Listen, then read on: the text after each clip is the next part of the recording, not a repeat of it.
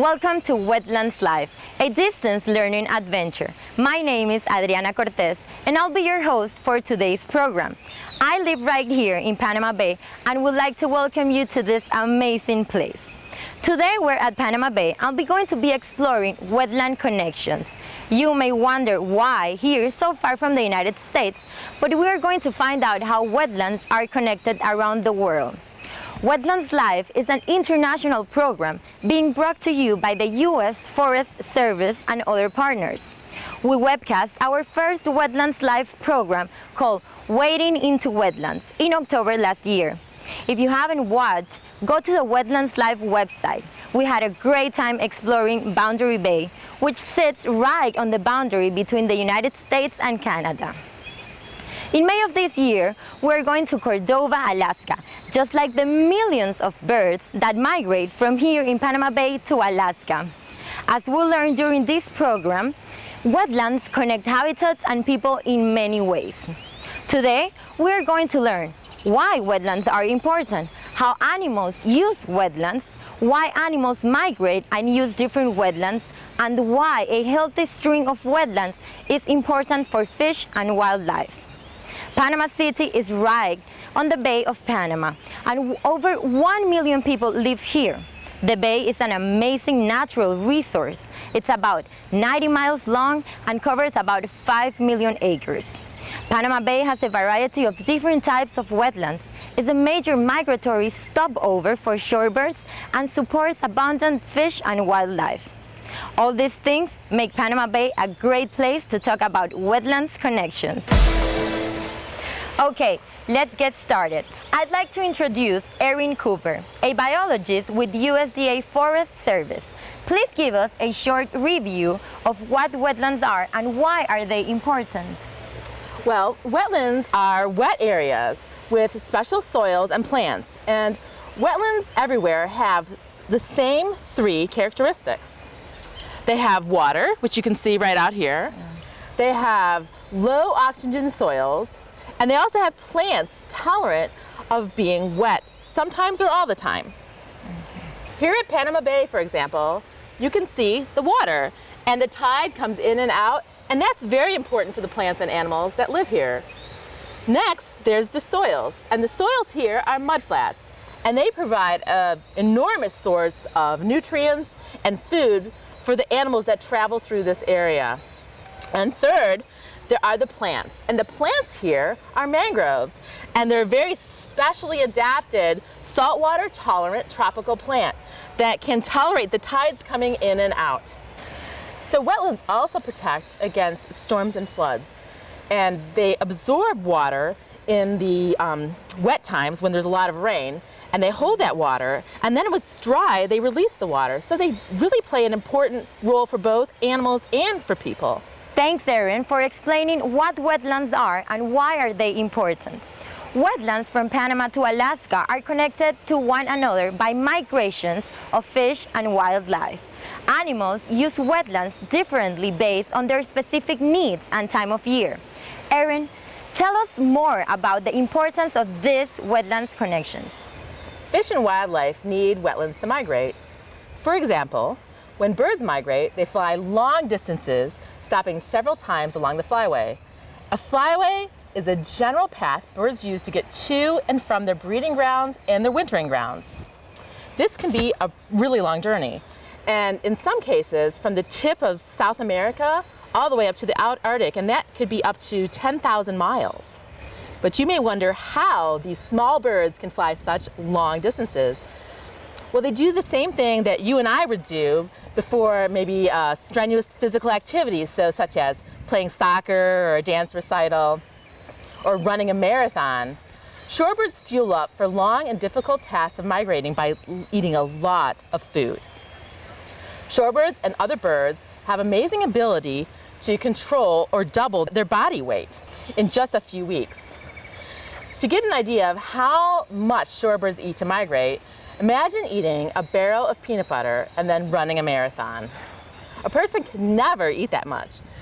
And only shorebirds have this special ability. The extra weight that shorebirds put on serves as stored energy and is much needed for flying thousands of miles. So wetlands in general are important. But it's not enough just to have healthy wetlands here and there, right? Because of migration, it's important to have a healthy string of wetlands, correct? That's right. Animals rely on whole systems of wetlands for survival. They may nest in one area and winter in another, but they may need a system of wetlands for survival because of changing conditions across their range. Wetland connections are incredibly important. Thank you, Erin. There is a special species that grows up in wetlands, using these mangroves as a nursery. I'd like to introduce you to Zuleika Pinzón from Marviva. Marviva is an organization that supports the conservation and sustainable use of marine and coastal resources. Zuleika, tell us about this amazing creature. Yes, this is one of the biggest fish in the world. Their favorite food is stingray and squid.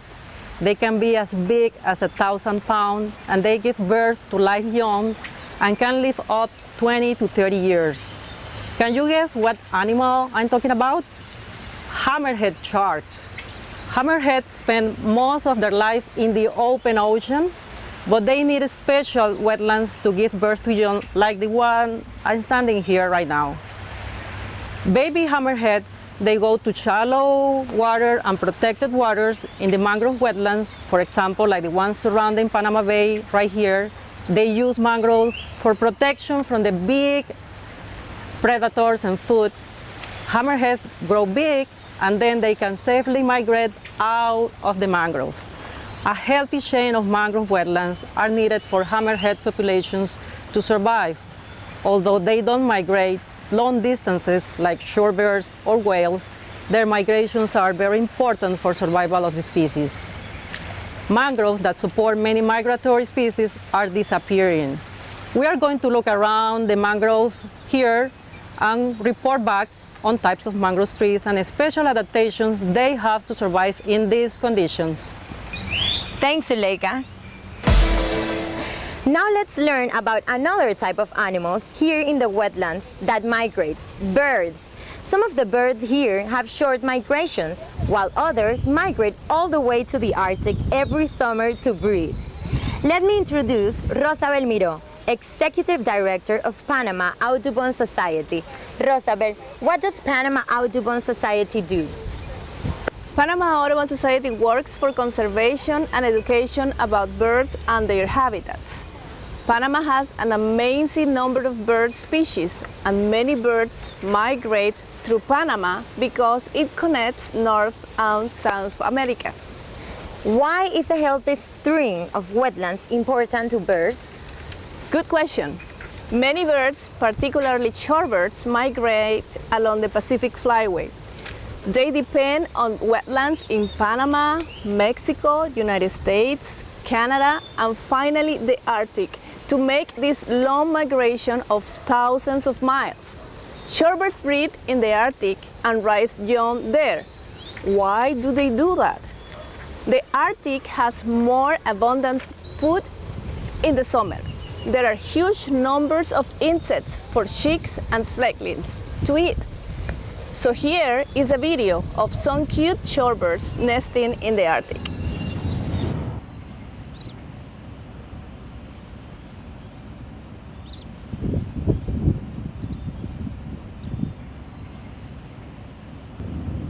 I understand you and the students have been counting species and number of birds this morning. Why have you been doing that and how? Statistics give us information on health of a species, whether numbers are declining or increasing. They can give us information about habitat and whether there is enough healthy habitat to support birds and other wildlife. Statistics enable people to make informed decisions about how to use land. So, what do we have been doing? How do we have been counting birds here? Very simple. For weeks, we have been coming here to learn how to identify and count birds. We have binoculars, a scope, a data sheet, where we have been recording the name of the species and the numbers of the species found here. We have clickers to help count the birds and even a field guide if we have identification doubts. Let's ask the students to join us and ask them what they've seen. Here with us is Maria Virginia. Willets, for example, winter here and submigrate to Edmonton, Canada. That's about 3,600 miles. Some of these willets may winter as far south as Venezuela. Other populations of willets overwinter on the northern coast of South America and travel up to the Atlantic coast as far north as Nova Scotia for the summer. That's a long migration. Now here with us is Fernando. Today we counted 1,051 western sandpipers on the mudflats. Thank you. Western sandpipers migrate from as far south as Peru all the way to Point Barrow, Alaska, the northernmost point of United States. We have millions of westerns here in the winter that migrate to Alaska. That's over 5,300 miles. To migrate such a large distance, they fly over 250 miles per day between stopover points. Now we have Maria Virginia again. We saw a great blue heron, which is a large wading bird common in wetlands through North and Central America. Great blue herons are fabulous birds. Here in Panama, they prefer mangroves, mudflats, and rocky shores. So you may have seen this bird very often. If this bird lives where the wetlands waters doesn't freeze, it may not migrate at all. Or it may travel shorter distances, for example, from St. Lawrence River in Quebec in the summer to Chesapeake Bay in Maryland and Virginia in the winter. The great blue herons here in Panama could potentially migrate all the way to Quebec, Canada, to breed, which is almost 3,000 miles away. Small migrations are more common, but that long migration is not impossible. Now Angie has some information to say. Yes, we also saw a wimbrel, which we have learned in class is a champion flyer. One of the most wide-ranging shorebirds in the world, wimbrels here breed in the Arctic and spend the winter in the Bay of Panama farther south. Some fly all the way to the southern tip of South America to overwinter. Other wimbrel populations breed in places like Iceland and Siberia and migrate south to places like Africa, South Asia, and Australia. So we are back to you again. We also saw laughing gulls today. The laughing gull is another bird commonly found along coasts in North, Central, and South America. In the Bay of Panama, we see it on the mudflats and sandy areas too. It gets its name from the high-pitched cry that sounds like a laugh. Some laughing gulls migrate only short distances, but may fly as far as Maine, about 2,500 miles. Thanks, Rosabel, Maria Virginia, Fernando, and Angie. It's amazing to look out at these mudflats and see these birds that every year travel such great distances. Let's learn about one more species that depends on a healthy chain of wetlands for both its wintering location in Central America and its breeding location in the United States. Hi, my name is Kathy Viverette, and I'm a research associate for Virginia Commonwealth University's Center for Environmental Study. And we're here on the banks of the James River near Richmond, Virginia at VCU's Rice Center. And I'm going to talk about a beautiful little yellow bird called a prothonotary warbler. And prothonotary warblers used to be known as golden swamp warblers, and that's because they nest in forested wetlands along large tidal rivers throughout the Chesapeake Bay. And they are also neotropical migrant birds, which means although they spend their summers here on Chesapeake Bay and other areas in the southeastern United States, but then in the fall they go down to Central America and northern South America, and they spend their winters in forested wetlands along Panama Bay and also along the Caribbean. We've been studying prothonotary warblers here in Virginia since 1987. The population in the United States had been declining, and one of our faculty members, Dr. Charlie Blim, knew that these birds would nest in nest boxes, just like bluebirds, which is very unusual for warblers.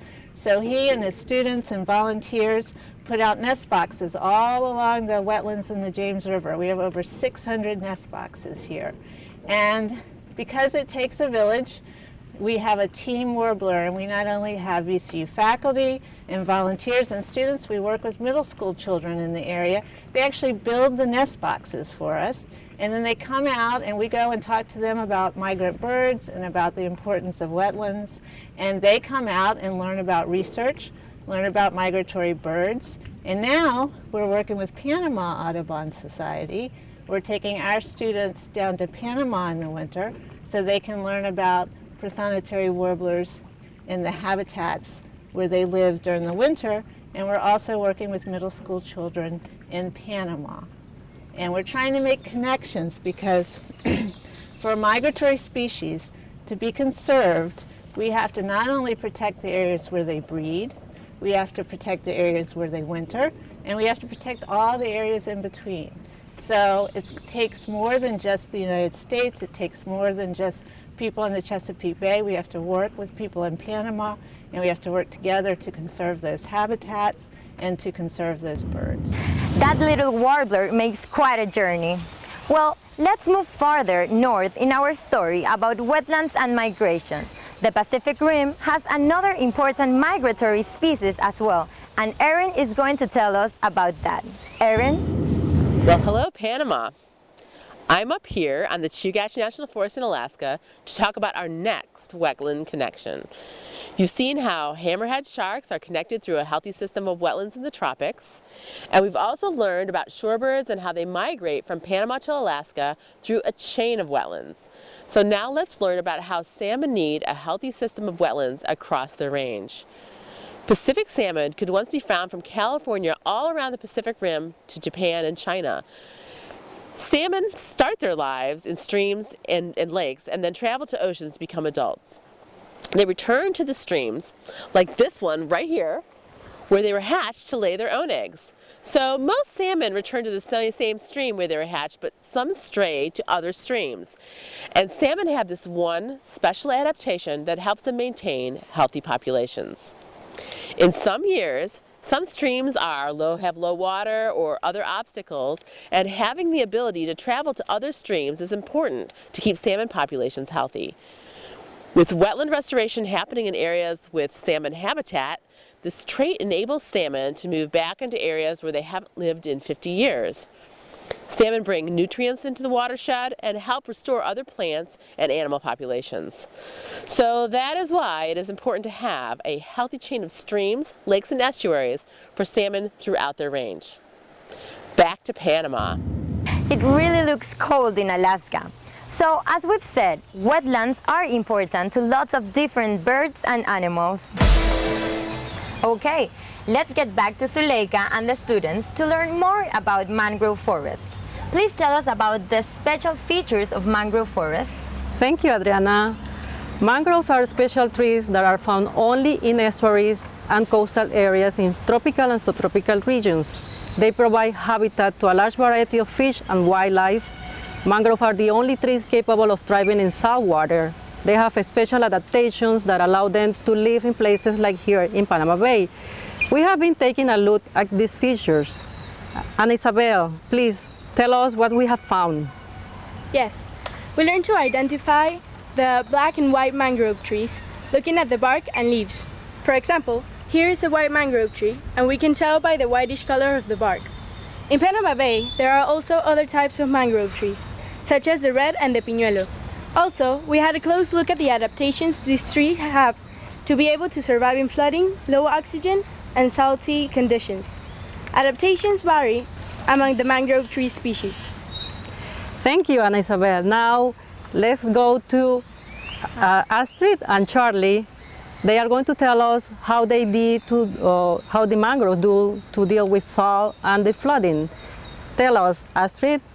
To cope with salt, for example, the white mangrove has to two glands on the base of their leaves yes. to secrete salt out of the plant. The black mangroves remove salt through pores all over the surface of the leaf. Here we can see how the leaves are covered with salt crystals. Look how many salt Look at that. Look at that. A lot of salt on the surface of the leaf. Yes. And how are they able to survive with low or no oxygen in the soils? They have above ground roots so they can take oxygen from the atmosphere. We look at the ones called nymphoteres that are fingers-like structures that function as a snorkel for these trees. Red mangroves have lenticel spores on the bark that allow the tree to breathe. Isn't that great how nature is very wise to allow these trees to grow there? Very cool. Very, very cool. Thank you, Charlie. Thank you, Astrid. Well, we have seen how mangroves are important to fish, wildlife, and humans. Mangroves protect coastal communities from floods and storm surges. They prevent erosion and provide important habitat. However, these coastal habitats has historically been developed extensively for humans for different types of farmings, commercial and agricultural uses, and human settlement. The clearing of mangroves is a major factor behind mangrove loss around the world. It is important to protect mangroves to maintain these areas' incredible biodiversity, as well as to protect coastal inhabitants from damage from storms. Without mangroves, many species of fish and wildlife would not be able to survive. Thank you, Zuleika, for showing us those special features of mangroves and letting us know how important these wetlands are. Unfortunately, that's all the time we have today. I'd like to thank you all for joining us here in Panama Bay to learn about these wetland connections. If you'd like to know more about wetlands, go to the WetlandsLIVE website, where we've got lots of information for you to use to explore the wetlands in your area. Remember, wetlands are rich ecosystems that are very important for people and wildlife. And I hope you get out here to learn more or to volunteer to help conserve these special places. Thank you to the students and special guests for being with us today. And I want to thank all of you who watched today. I also want to thank our sponsors and partners, especially the U.S. Forest Service, Panama Audubon Society, and Mar Viva. We have another WetlandsLIVE webcast coming up on May 9 from Cordova, Alaska, where we'll be doing more to discover wetlands. Teachers, please fill out evaluation located on the WetlandsLIVE website. Your feedback is extremely important and will help us to improve future programs. Thank you all for joining us today.